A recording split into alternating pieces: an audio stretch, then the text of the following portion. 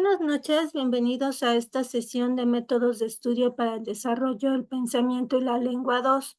El día de hoy, pues nos vamos a centrar en el tema de ensayo argumentativo y formato APA.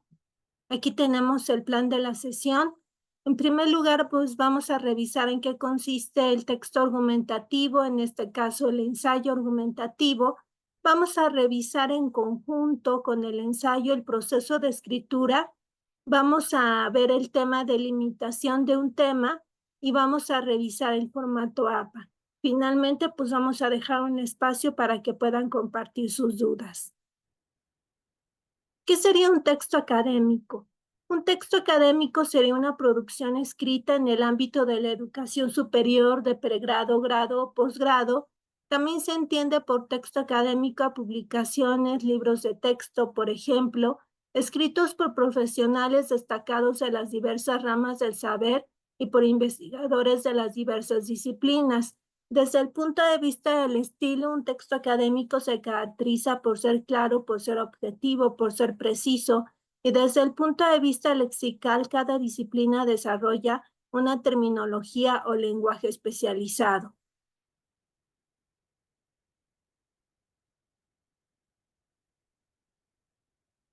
La estructura que presenta todo trabajo académico sería la presentación, donde se expone de qué se va a hablar, el núcleo que desarrolla el tema del que se habla y el cierre que hace referencia a lo que se ha hablado.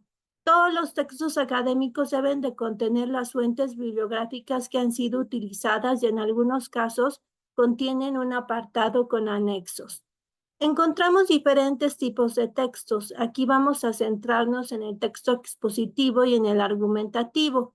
El texto expositivo pues tiene que ver con informar, con exponer, que es explicar con claridad y orden ideas sobre un determinado tema. La exposición se utiliza para realizar definiciones, para explicar hechos, para desarrollar ideas e informaciones y para dar instrucciones.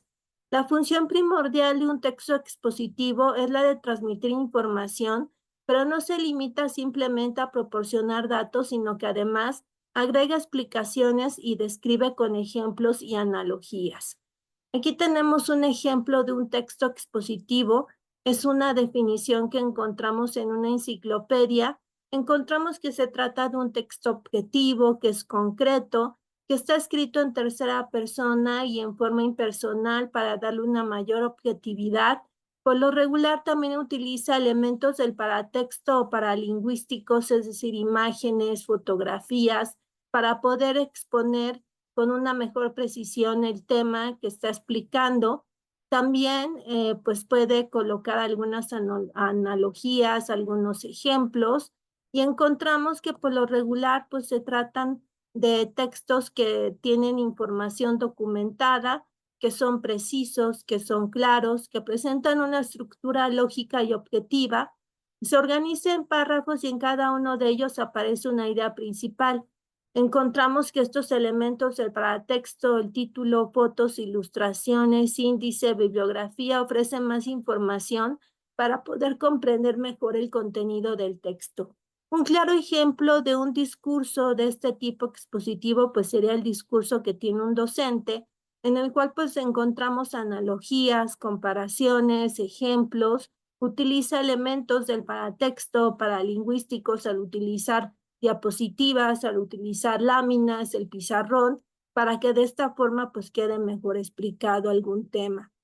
Por otra parte están los textos argumentativos. Aquí encontramos una clasificación de textos argumentativos en diferentes esferas sociales. Dentro del ámbito académico, pues encontramos el ensayo argumentativo, la ponencia, la monografía, el examen. Cuando te piden es que vas a colocar no únicamente tu respuesta, sino que debes de argumentar tu respuesta. Incluso pues hasta sentimos que es un tanto más complejo ese examen, sí, porque sabemos que no únicamente vamos a colocar una opinión como tal, sino que debemos de sustentar o fundamentar nuestra respuesta. Estaría dentro del ámbito periodístico el artículo de opinión, la editorial, la crítica, el debate televisivo, la columna. Dentro del ámbito jurídico estaría la sentencia judicial, la demanda, el recurso, la apelación. Dentro del ámbito publicitario estaría el aviso, el anuncio, el afiche, el folleto, etcétera. El ensayo, de acuerdo a la RAE, es un escrito en el cual un autor desarrolla sus ideas sin necesidad de mostrar el aparato erudito. Es un texto narrativo breve cuyo objetivo es explicar un tema. Es una reflexión sobre un tema el que analiza, interpreta o evalúa. Es menos exhaustivo que una investigación formal y se centra en la defensa de una opinión y tiene la finalidad de persuadir al lector. Aquí nos vamos a dar cuenta que en general pues se trata de un texto narrativo breve, no es tan exhaustivo como por ejemplo una tesis o una investigación formal. Sin embargo, pues sí nos vamos a dar cuenta de que requiere de un sustento de una investigación breve en la cual pues nosotros podamos pues plantearnos ¿sí? Cierta tesis o cierta afirmación para tratar de demostrarla. Aquí tenemos esta idea de que el ensayo argumentativo tiene como tema un tema controversial. ¿Por qué se trata de un tema controversial? Porque hay diferentes opiniones con respecto a estos temas. Por ejemplo, redes sociales, comunicación o incomunicación social, y aquí lo dejamos como pregunta, alimentos orgánicos más sanos o más caros, agua embotellada, necesidad o riesgo para la salud. Y por lo tanto aquí cada persona, dependiendo también de su propia experiencia o incluso hasta de su propio contexto, va a tratar de definir una postura propia. Encontramos que en redes sociales, pues hay personas que podrían decir que, sobre todo aquí en México, que tenemos el primer lugar en el uso de redes sociales, pues podemos encontrar en restaurantes, en cafeterías, a familias enteras y que a lo mejor están enfrascados dentro de sus redes sociales. El padre de familia a lo mejor está revisando algunas cuestiones del trabajo en su computadora o en su celular. Los hijos pues de igual forma están en redes sociales, la mamá también está en su propia red social y entre ellos no se comunican, ¿sí? Y entonces aquí estaríamos hablando de una incomunicación social en lugar de que nos acerquen a redes sociales en ocasiones, sobre todo cuando hablamos de estas familias actuales, pues se llega a llegar a esta incomunicación, ¿sí? Debido a que cada quien está dentro de su red social. ¿Estarían los alimentos orgánicos más sanos o más caros?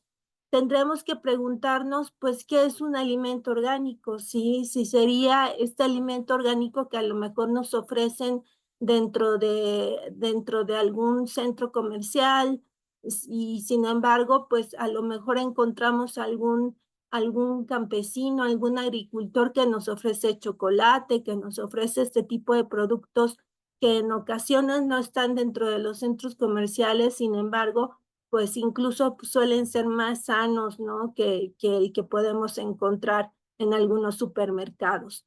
Agua embotellada, necesidad o riesgo para la salud, sobre todo en aquellos países en los cuales se puede tomar agua del grifo, pues aquí podemos darnos cuenta de que pues toman una gran cantidad de agua embotellada. Aquí la duda es por qué si pueden tomar agua del grifo, pues siguen tomando agua embotellada. En ocasiones, este tipo de aguas que venden de tipo embotellado, pues podemos encontrar que tienen una gran cantidad de sales y en lugar de ser algo positivo para la salud, incluso puede, pues, provocarnos algún tipo de enfermedad, ¿no? Entonces, encontramos aquí que, pues, son diferentes temas, son temas que se prestan a controversia, pues cada uno puede tener su propia postura al respecto. ¿Qué sería un texto argumentativo? La argumentación es una forma de expresión mediante la cual se presentan opiniones, hechos o ideas sobre un tema expuesto con el propósito de convencer o de persuadir. Consiste en apoyar y defender una idea planteada con claridad y firmeza. El tipo de relación existente entre las ideas de una argumentación puede ser, por ejemplo, de causa-consecuencia. Colocas una consecuencia y sus posibles causas, la definición y un ejemplo, un problema, una consecuencia, etcétera. Aquí tenemos los elementos de la argumentación. Estaría la tesis o hipótesis, que es el punto de vista que se tiene sobre un tema. Es el punto de partida en una argumentación, no necesariamente verdadera y puede ser debatible. Yo puedo tener una opinión como la siguiente: Ana no debería de beber alcohol. Se puede quedar como una simple opinión, y cuando se trata de una opinión, pues simplemente la doy y no tengo por qué dar una fundamentación o un sustento. Sin embargo, cuando ya me piden, sí, un argumento, voy a necesitar de premisas. Las premisas son afirmaciones mediante las cuales ofrecemos las razones para defender nuestro punto de vista. Una de esas primeras premisas, pues sería esta: no, Ana está embarazada. Sí, entonces pues ahí tenemos esta afirmación que nos permite dar una razón importante acerca de por qué tenemos ese punto de vista de que Ana no debería de beber alcohol. La garantía es el vínculo que une la tesis con las premisas, es decir, explica las razones que avalan la tesis. Una mujer embarazada debe de cuidar su alimentación, ya que el bebé recibe todo lo que la madre ingiere. Ese sería el vínculo, sí, que une la tesis con las premisas, es decir, está explicando las razones por las cuales estoy sustentando dicha afirmación. El respaldo son los elementos e información que apoyan a la garantía. De acuerdo con las estadísticas de la OMS, el 80% de los hijos de madres que han bebido alcohol durante el embarazo presenta problemas de peso o tamaño al momento de nacer.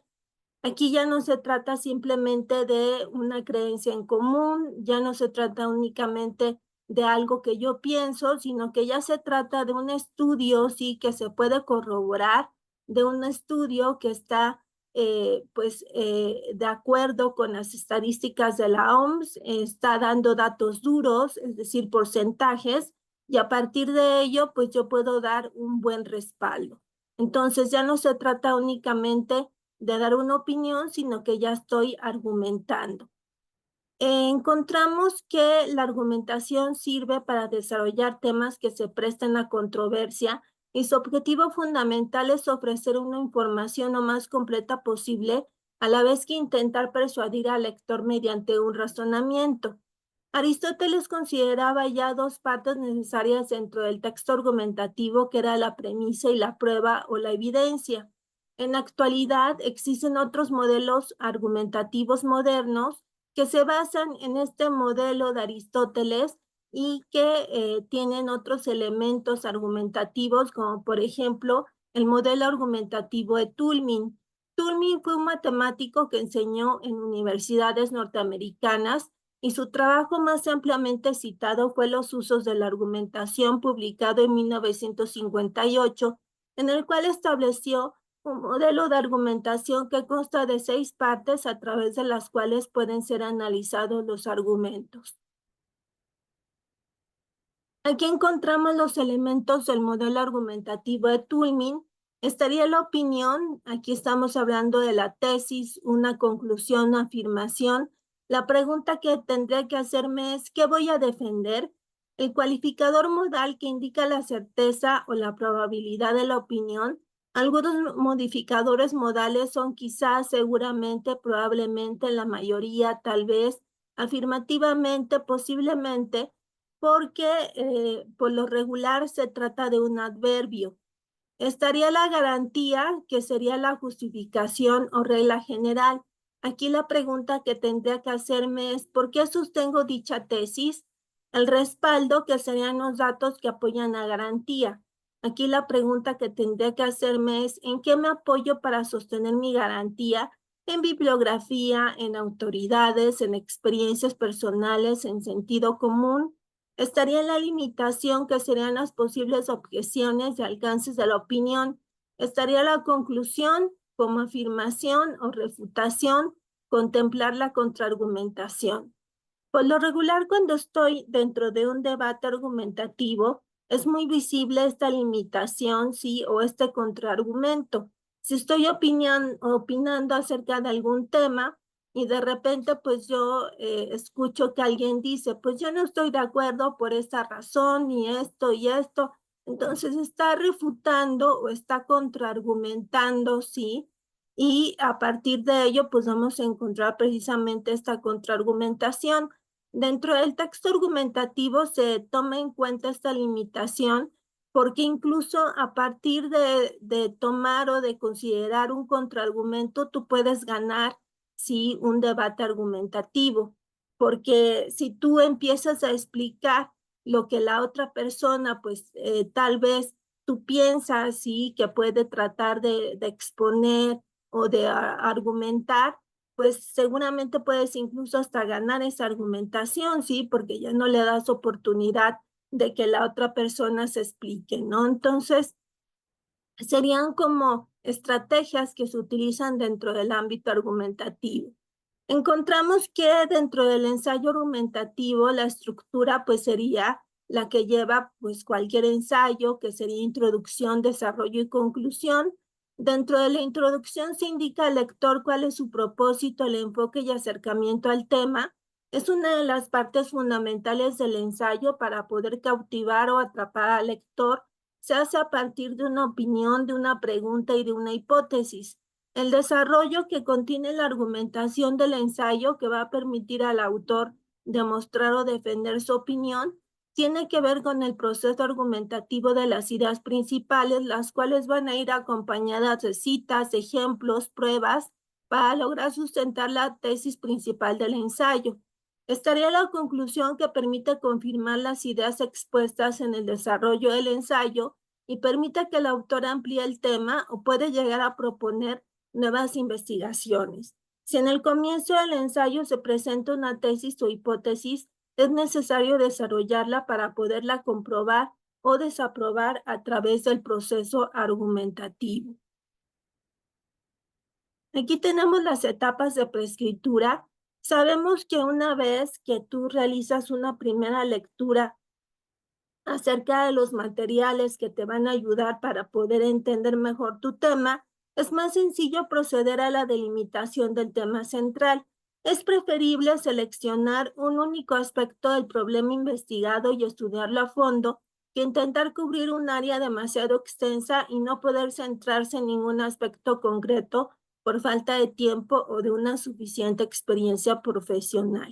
Siempre es mejor un tema pequeño, sí, un subtema que lo vamos a retomar de una forma breve, pero concisa y a lo mejor con mayor profundidad, que tratar un tema que sea demasiado extenso, en el cual pues podemos empezar a perdernos. Para ello es importante hacer una delimitación del tema.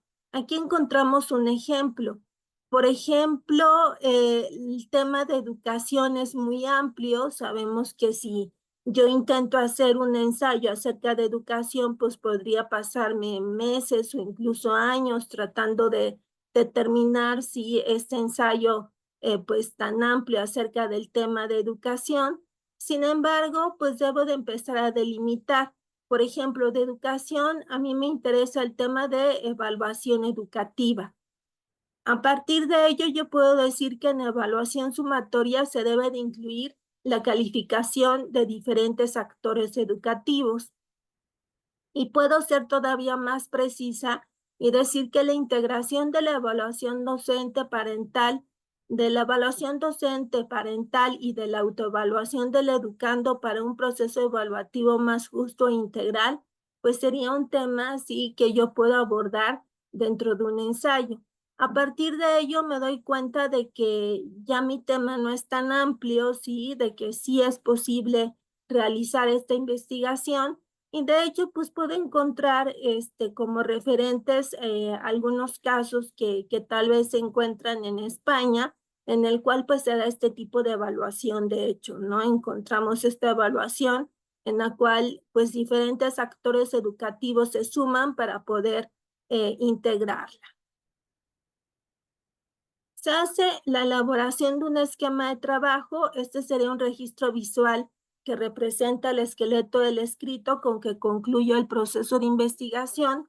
El primer esquema que prepara el investigador sirve fundamentalmente para el acopio de información suele irse modificando a medida que avanza la investigación y se recopilan otros datos.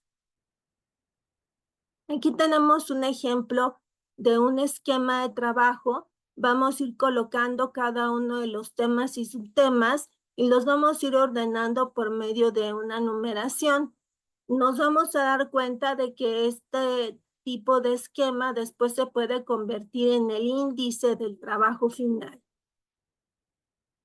Además de ayudarnos a organizar nuestras ideas, cuando no tenemos a lo mejor mucha experiencia en redacción, pues nos ayuda a organizar las ideas, pero también nos puede ayudar a que en ocasiones no sabemos muy bien cuáles son las características de algún trabajo escrito, de algún trabajo final, de alguna materia, y entonces nos puede servir para entregárselo, sí, al docente, al asesor, sí, que nos está pidiendo este trabajo final. Le entregamos nuestro esquema y a partir de ello nos pueden hacer correcciones. Entonces, a partir de esta corrección es como yo puedo seguir avanzando, sí, dentro de esta investigación, ¿no? Entonces, así es como se sugiere estar trabajando, sí, antes de empezar a escribir o a redactar, pues debería yo de hacer un esquema para que ahí me hicieran correcciones y a partir de ello pues ya ir más a la segura en la redacción de un texto escrito. Teniendo en mente las dimensiones precisas del tema, se puede indagar más a fondo en sus aspectos formativos. Es importante hacer un esfuerzo especial por buscar la información en las fuentes que estén ligadas directamente con el tema. Al encontrar nuevos libros, artículos, ensayos, habrá que ficharlos bibliográficamente para después poder ubicar este material con rapidez y asimismo elaborar posteriormente la bibliografía total que va a acompañar al trabajo final. Hay que hacer una lectura minuciosa. La lectura crítica implica reflexión e interpretación y su resultado es esencial, ya que son las ideas más importantes de esta lectura las que pasan a las fichas de contenido. Cuando se trata de un libro de nuestra propiedad, es conveniente ir destacando las ideas principales de las secundarias, de aquellas que nos sirven para los fines de la investigación. Esto puede hacerse a medida que estamos leyendo, empleando diversas señales, subrayando, utilizando quizá varios colores, llave marginal, corchetes, flechas, para llamar la atención sobre ciertas ideas. Ahora, dentro del texto académico, pues nos piden colocar nuestras citas y referencias, porque si no las colocamos, pues seguramente ya estamos utilizando información de otros autores, pues seguramente podemos incurrir en plagio si es que no colocamos nuestra debida cita y la referencia. APA es un modelo de citación y registro de fuentes para la presentación de trabajos escritos. Encontramos que cuando se trata de un libro, vamos a colocar en primer lugar el apellido paterno del autor, seguido de coma y la inicial de su primer nombre. En este caso se llama Daniel, por eso vamos a colocar D. punto. El año de publicación entre paréntesis, el título del libro, después el nombre de la editorial. Si tuviera otros datos, por ejemplo, el número de edición se coloca después del título del libro. También vamos a colocar el número de volumen. Si es que tuviera yo este dato, lo voy a colocar entre paréntesis después del título del libro. Un dato que ya no vamos a colocar dentro de la séptima edición sería el lugar de publicación. Aquí nos podemos dar cuenta que ya no se coloca así dentro de la séptima edición. Cuando son dos autores, los voy a unir por medio de la conjunción y voy a colocar el apellido paterno, sí, de cada uno de los autores. Voy a indicar la inicial de su primer nombre. Recordar que si se trata de un nombre compuesto, por ejemplo, si se llama José Luis, pues voy a colocar las iniciales de este primer nombre compuesto, J.L. O si se trata de María Teresa, pues voy a colocar M.T.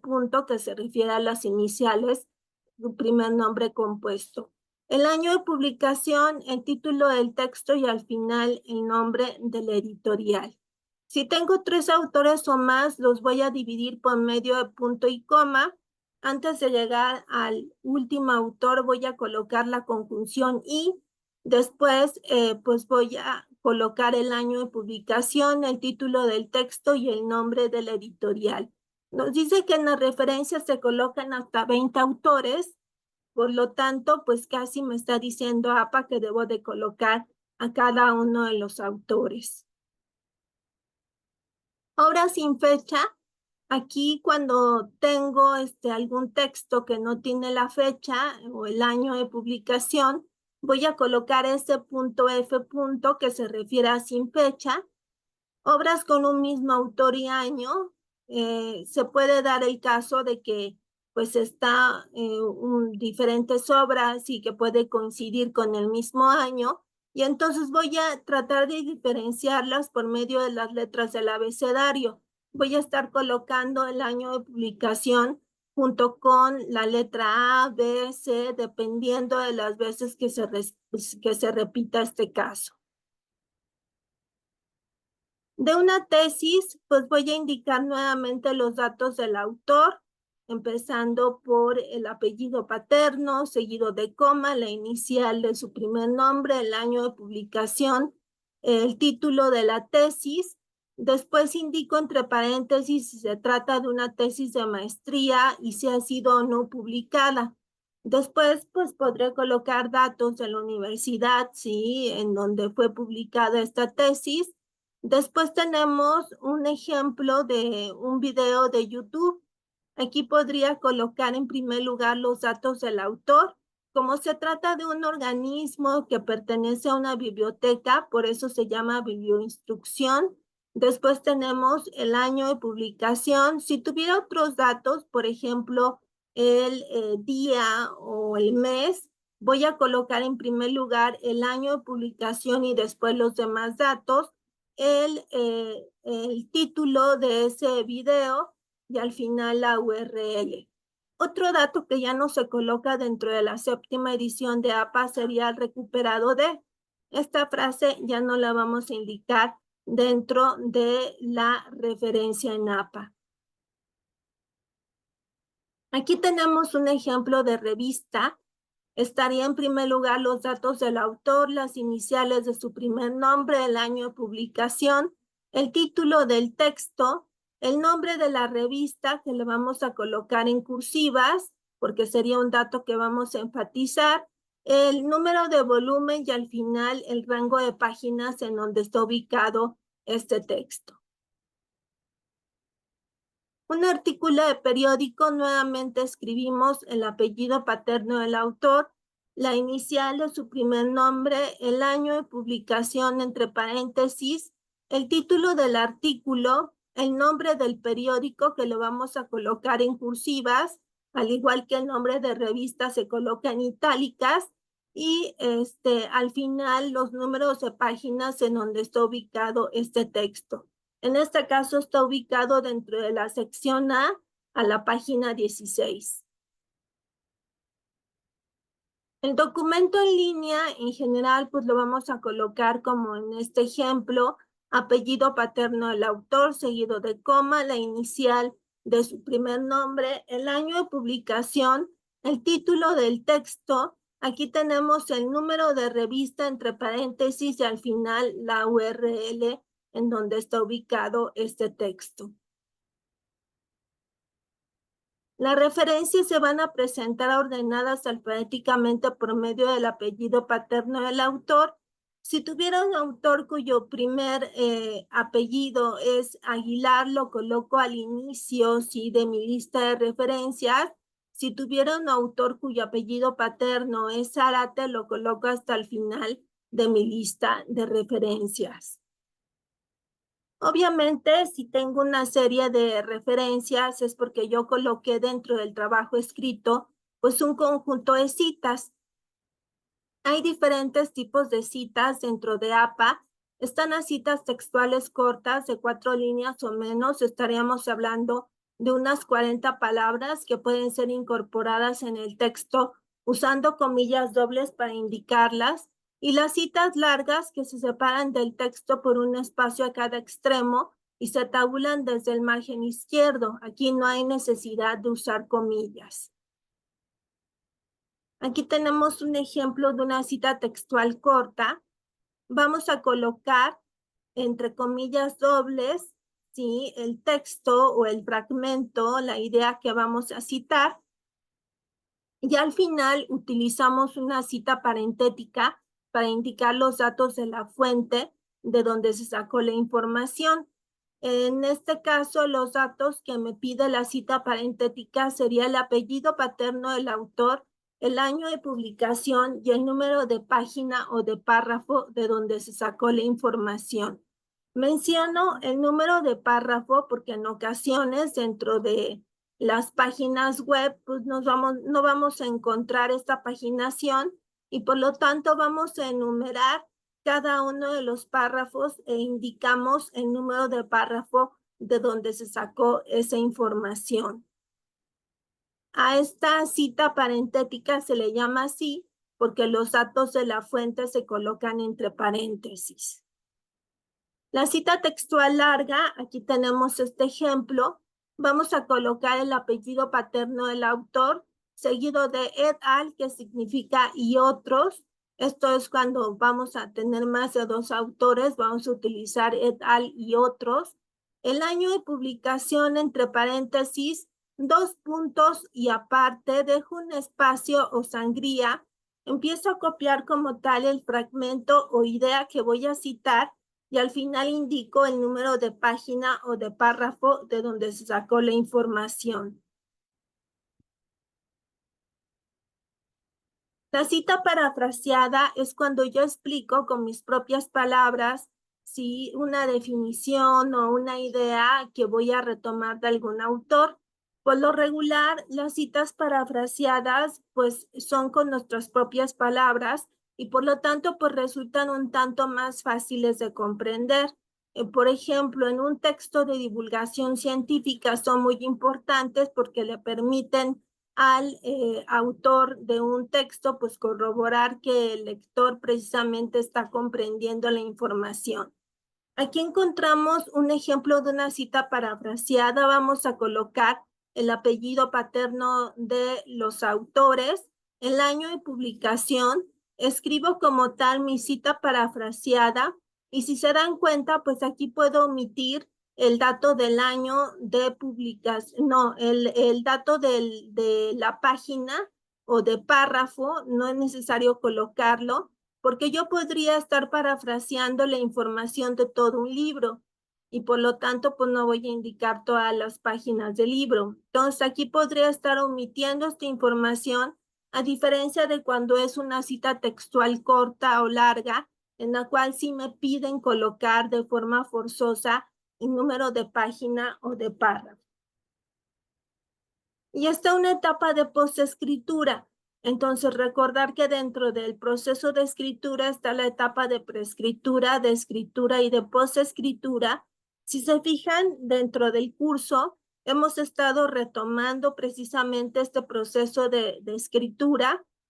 Tuvimos una etapa de preescritura en la cual ustedes tuvieron que llenar un formatito en el cual estuvieron seleccionando pues su tema, sí, a partir del cual ustedes van a empezar a redactar, pero todavía no redactaban, sí, después hicieron su esquema.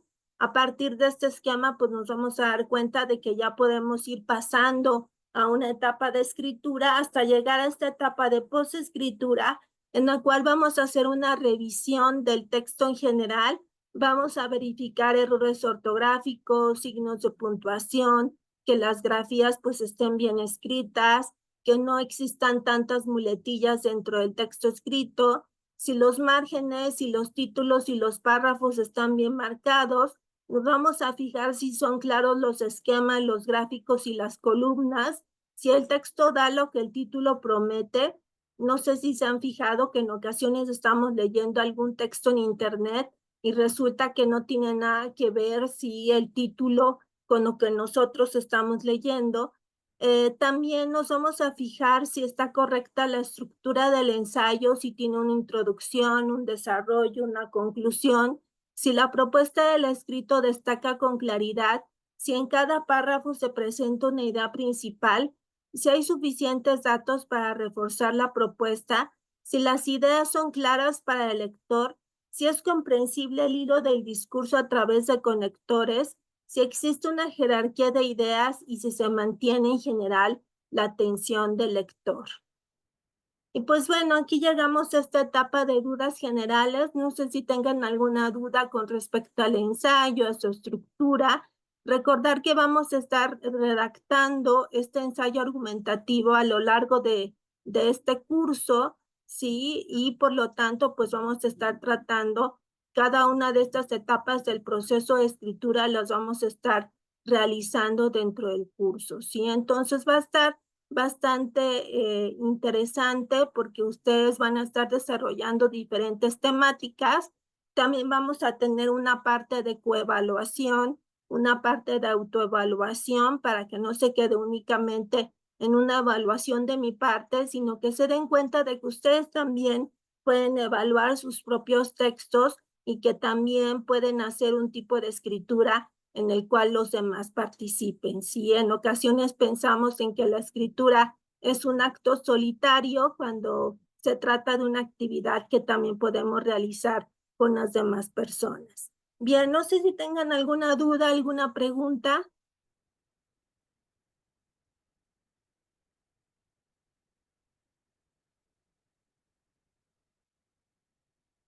Bien, pues parece que no hay preguntas. Sin embargo, si llegara a existir alguna pregunta, aquellos alumnos, sobre todo que no se pudieron conectar, si llegaran a tener alguna pregunta, alguna duda, con todo gusto la puedo recibir en mi correo institucional y a partir de ello, pues pueden obtener diferentes respuestas. Pues bueno, pues muchas gracias por darse el tiempo para estar en esta sesión. Gracias, Andrea, Rosalba, por estar dentro de esta sesión. Espero que tengan una excelente noche. Muchas gracias, maestra. Que tenga muy bonita noche. Gracias. Hasta luego. Hasta luego, gracias.